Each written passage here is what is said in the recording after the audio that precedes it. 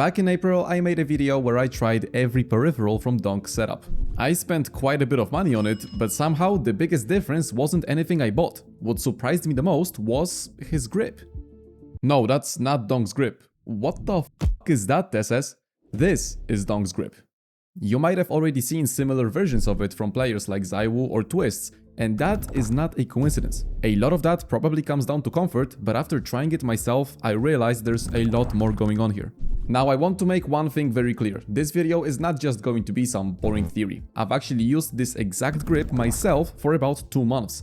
And I still do in certain situations. So I want to break down what is actually happening here and what my own experience taught me. But before I risk my precious elo trying this grip, there's actually one more thing.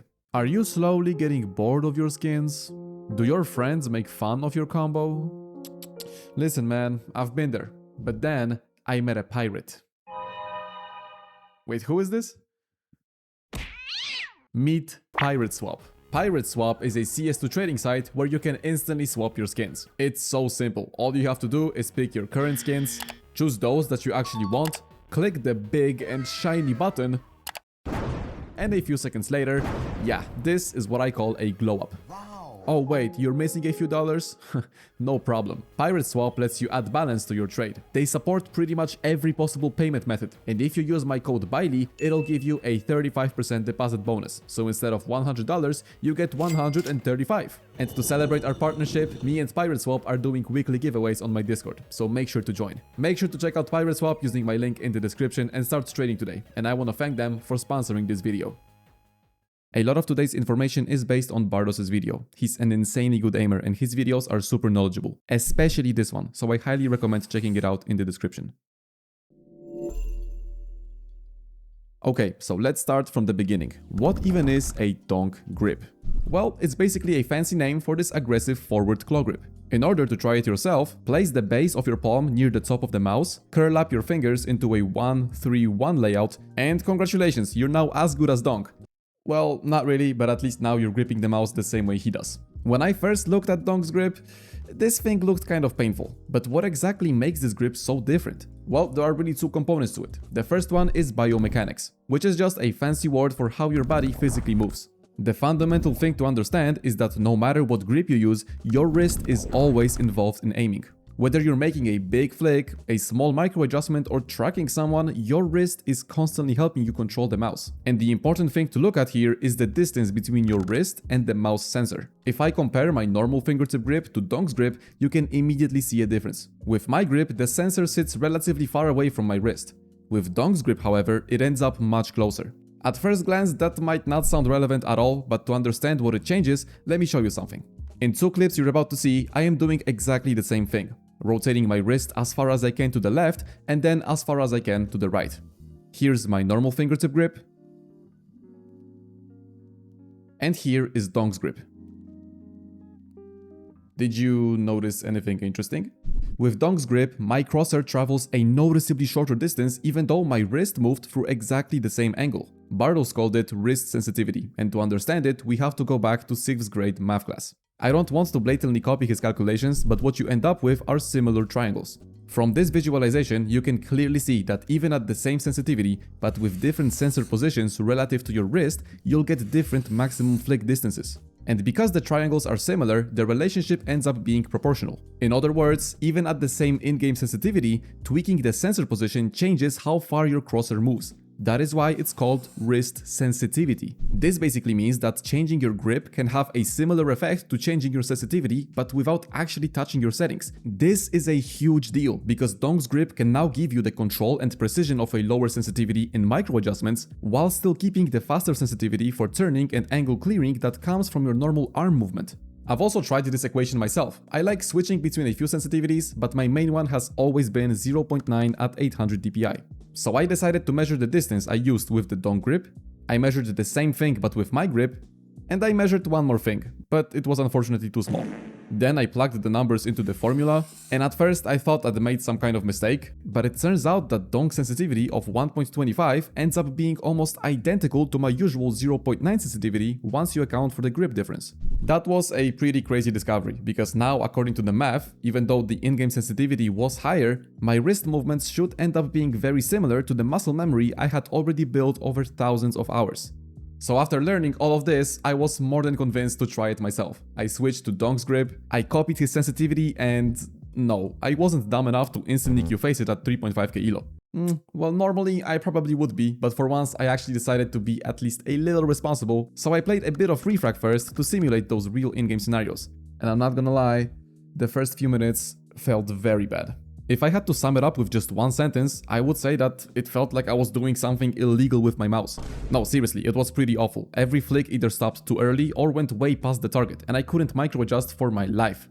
But with every scenario that I played, I started understanding the grip a little more. I figured out how much pressure to apply, how the wrist sensitivity felt, and after about an hour, it still felt different, but for the first time, it actually felt playable. So at that point, I felt ready, and there was only one thing left to do. It was time to play some Face It. Now, what you're probably expecting me to say is that I completely sucked, that I couldn't hit anything, and after a few rounds, I went back to my old grip. But that was pretty much the opposite of what happened. I actually started hitting shots that I don't think I would have hit on my normal grip. This clutch is probably the best example. Sure, the first few kills aren't anything special, but the last one caught even me off guard. This was literally my first day on a grip I was still barely confident peaking with, and somehow I was already hitting crisp flicks like this. And by the way, on the city side, I got this deagle highlight. I think that was my first deagle 4K since like, I don't know, 2023. But honestly, I just thought that I got insanely lucky and reproducing highlights like this would be impossible, considering that it was my first game with this grip. But with that in mind, I was really excited to see this grip in action for the long term. So I kept using it. Not for another game, not for another week, but for 2 whole months. And before I tell you what I found, if you enjoyed these kinds of experiments where I spend maybe a bit too much time testing weird Counter-Strike ideas, I would really appreciate it if you subscribed. Also, before my videos become actual videos, I always stream everything on Twitch, so make sure to follow me there to catch the next experiment live. By far the biggest difference I felt during that time was with pistols, especially the deagle. I've never really been some insane deagle player, but this grip changed something in my aim that I cannot fully explain. In my previous video about what makes a good deagle player, I mentioned that shot timing and target confirmation were the 2 most important mechanics for it. And with this grip, I felt like I never took a shot unless I knew I was on target. And when I wasn't on target, I made sure to track first and click second. That matters a lot with pistols, because unlike rifles, you do not get many chances to recover from a missed shot. So having that extra control in the wrist can make a surprisingly big difference. And that is probably why I still use this grip specifically when I play with the deagle. It just gives me a level of control with it that I do not really get on my normal grip. The second thing I noticed was my crosshair stability. This is a little harder for me to explain, but if you've played enough Counter-Strike, I hope you'll know what I mean. Sometimes after getting a frag, my crosshair feels shaky. It's like I'm making loads of tiny corrections that I don't even realize I'm making. With this grip, however, I almost never had that feeling. Everything felt calmer. The last thing that really stood out to me was tracking. Because my palm stayed planted on the mouse, transitioning from wrist movement into arm movement felt incredibly natural. With my normal fingertip grip, there are moments where I have to slightly lift or reposition my hand during longer movements. Here, that transition happens automatically. As soon as my wrist reached its limit, my arm simply took over without me even thinking about it. It made tracking targets feel incredibly effortless.